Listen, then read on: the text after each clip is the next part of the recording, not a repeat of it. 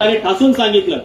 आणि त्याच्यामुळे आमचा विरोध का आहे, कारण आरक्षणाचं उपवर्गीकरण केल्यामुळे इथं फायदा कोणाचा होतोय, नुकसान कोणाचा होतोय हा प्रश्नच नाही आहे। इथल्या संविधानाचं बेसिक स्ट्रक्चर उद्ध्वस्त होतंय आणि म्हणून आमचा या आरक्षणाच्या उपवर्गीकरणाला विरोध आहे। आम्ही का विरोध करतो आहे, मातंग समाजाला जास्त मिळतंय म्हणून आमचा विरोध नाही आहे, किंवा बौद्ध समाजाला याच्यामधून खूप फायदा होणार आहे म्हणून आमचा विरोध नाही आहे। खरं तर आरक्षण आता संपुष्टातच आलेलं आहे, ते काय राहिलं नाही।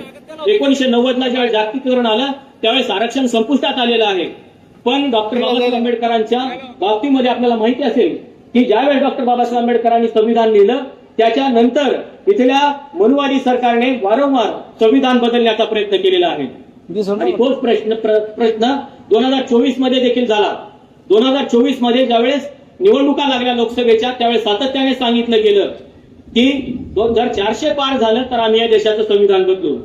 पण याचा फटका 2024 मध्ये केंद्र सरकारला बसला, भाजपच्या सरकारला बसला आणि त्यांचे खासदार कमी निवडून आले आणि त्यांच्या लक्षात आलं की आपण जर संविधानाला डायरेक्टली आव्हान केलं तर आपलं सरकार जाऊ शकतं। आणि त्याच्यामुळं यांनी काय खेळ खेळला, आता संविधान बदलायची भाषा करायची नाही तर दुसऱ्या मार्गाने संविधानाला बदलण्याचा प्रयत्न करायचा। आणि आपल्याला माहिती असेल की याचाच एक डाव म्हणून किंवा याचाच एक भाग म्हणून आपल्याला हे आरक्षणाचं उपवर्गीकरण दिसतं।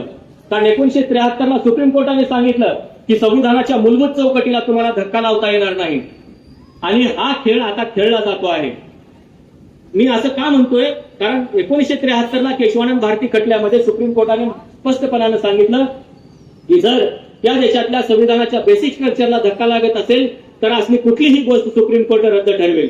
पण सुप्रीम कोर्टाने काय केलं, आता ज्यावेळेस आपण बघतो आहे त्यावेळेस सुप्रीम कोर्टच सरकारच्या बाजूने निर्णय द्यायला लागलेला आहे। जर 2005 मध्ये सुप्रीम कोर्टच हे सांगतंय की आरक्षणाचं उपवर्गीकरण हे घटनाबाह्य आहे, तर मग तुम्ही निर्णय कशाच्या आधारावरती देत आहात। ज्यावेळेस 1 ऑगस्ट 2024 ला सुप्रीम कोर्टाचा हा निकाल आला त्यावेळेस सगळीकडे चर्चा झाली की असा निर्णय सुप्रीम कोर्टाने कसा काय दिला। त्याच्या पाठीमागचं कारण मी तुम्हाला सांगतो। त्याच्या पाठीमागचं कारण असं सांगतो,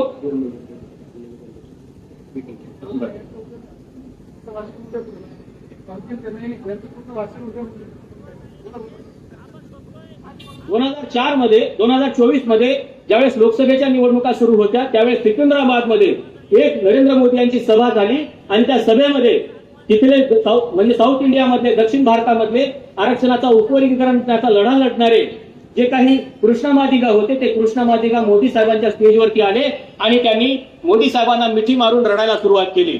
आणि त्यावेळेस त्या लोकसभेच्या निवडणुकीमध्ये मोदी साहेबांनी देशाचे पंतप्रधान म्हणून त्यांना शब्द दिला की जर आमचं सरकार आलं तर तुमच्या बाबतीमधला आरक्षणाच्या उपवर्गीकरणाचा निर्णय घेऊ। खरं तर सुप्रीम कोर्टामध्ये ही केस होती, त्यावेळेस सुप्रीम कोर्टाचा निकाल आलेला नव्हता, पण देशाचे पंतप्रधान सुप्रीम कोर्टामध्ये जर एखादं प्रकरण असेल तर बाहेर जाहीरपणे असं बोलू शकत नाही। आणि तिथेच खऱ्या अर्थानं घटनेला विरोध केल्याचं आपल्याला लक्षात येऊ शकतं। 2024 मध्ये लोकसभेच्या निवडणुका पार पडतात आणि डायरेक्ट 1 ऑगस्ट 2024 म्हणजे अण्णाभाऊ साठेंच्या जयंतीच्या दिवशी सुप्रीम कोर्ट हा निर्णय देतं आणि सांगतं की आता आरक्षणाचे उपवर्गीकरण करण्याचे अधिकार हे राज्य सरकारला असतील। कशाच्या आधारावरती सांगते, आधार कुठलाच दिला गेला नाही, कुठल्याही प्रकारचे संदर्भ दिले गेले नाही, कुठल्याही प्रकारची कॉन्स्टिट्यूशन असेंब्ली मधले डिबेटचे जे आहेत, संविधान सभेमधली चर्चा आहे त्याचे कुठलेही संदर्भ दिले गेले नाहीत। त्याच्यामुळं या कुठल्याही गोष्टीला म्हणजे सुप्रीम कोर्टाने जो निर्णय दिलेला आहे त्याला कुठल्याही प्रकारचा आधार नाही। जर याचे आधार तपासायचे असतील तर 2005 चा निकाल सुप्रीम कोर्टाचा बघावा लागेल, 1973 चा केशवानंद भारती खटला बघावा लागेल आणि त्याच्या पूर्वी जेवढे काही खटले झालेले आहेत त्या अनुषंगाने ते सगळे खटले काढून बघावे लागतील। पण कुठलाही आधार नसताना तार्किक स्वरूपामध्ये हा निकाल दिला गेला आणि सांगितलं गेलं की आरक्षणाच्या उपवर्गीकरणाचे म्हणजे अनुसूचित जातीचे अर्थातच आर्टिकल 341 चे अधिकार हे राज्य सरकारला असतील। आता मजेशीर गोष्ट तुम्हाला मी हे सांगतो की त्याच्या पुढे जाऊन 15 दिवसानंतर बिहारच्या ताती तत्वाजातीचा एक निकाल सुप्रीम कोर्ट देतं आणि बिहारच्या सरकारला फटकारे देत असताना सुप्रीम कोर्ट सांगतं की आर्टिकल 341 चे अधिकार हे राज्य सरकारला नाही। 15 दिवस अगोदर सुप्रीम कोर्ट सांगते की आर्टिकल 341 चे अधिकार हे राज्य सरकारला आहेत आणि 15 दिवसानंतर सांगते की आर्टिकल 341 चे अधिकार राज्य सरकारला नाहीत। त्याच्यामुळे हे गोष्ट लक्षात येते की कुठे ना कुठे इथे या गोष्टीवरती राजकारण केलं जात आहे। आणि म्हणून आमचा विरोध कशासाठी आहे, तर जे 3 बेसिक प्रश्न EV चिन्नय्या यांनी सुप्रीम कोर्टाला विचारलेले होते ते तिन्ही प्रश्नाची उत्तरं सुप्रीम कोर्टाने नकारार्थी दिले आणि सांगितलं की अनुसूचित जातीच्या आरक्षणाला कुठलंही राज्य सरकार धक्का लावू शकत नाही. त्याच्यामुळं हा जो काही सगळा खेळ चाललेला आहे हा सगळा घटनाबाह्य आहे. त्याच्या पुढे जाऊन सुप्रीम कोर्टाने सांगितलं की अनुसूचित जाती ज्या आहेत त्या सगळ्या 59 जाती या एकजिन्सी आहेत का असा प्रश्न 2005 मध्ये विचारला गेला. आणि तुम्ही जर क्रांतीवीर लहुजी साळवे मातंग समाज अभ्यास आयोग काढून बघितला तर मातंग समाजाच्या बांधवांनी तयार केलेला हा अहवाल, या अहवालामध्ये त्यांनी सांगितलेलं आहे की होय आम्ही एकजिन्सी आहोत. हा सगळ्या 59 जातींचा समूह जो आहे हा एकजिन्सी आहे. पण सुप्रीम कोर्ट सांगते त्यांनी कुठलाही DNA तपासला नाही, कुठलाही आधार घेतला नाही आणि सुप्रीम कोर्टाने सांगितलं की तुम्ही एकजिन्सी नाही आहे.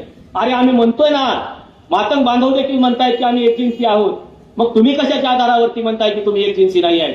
त्या सगळ्या प्रश्नांची उत्तरं भविष्यामध्ये आपल्याला सुप्रीम कोर्टाला विचारावी लागणार आहे.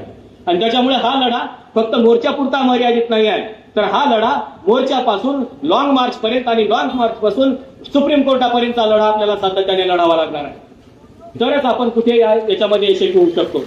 अनेकांचे मनसुबे आहेत की अनुसूचित जातीमध्ये फूट पाडायची, पण ही फूट आपण पडू दिली नाही पाहिजे. आता मी ज्यावेळेस महाराष्ट्रामध्ये